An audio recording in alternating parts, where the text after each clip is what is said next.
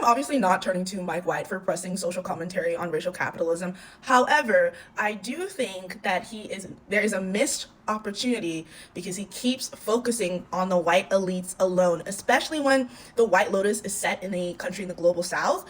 There is a serious missed opportunity when you are only showing rich white people.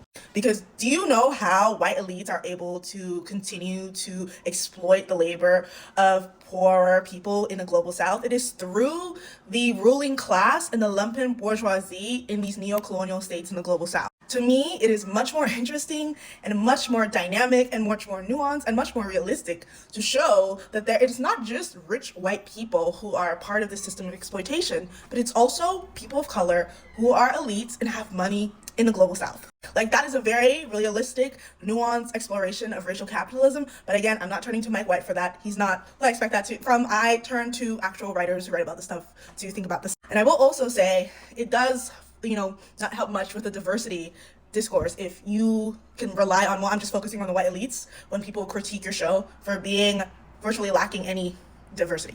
Also, the most interesting theory about the show that I've heard from someone was that they think that Mike White actually is trying to propagate white nationalist ideals by only showing white class people as the subjects of his stories.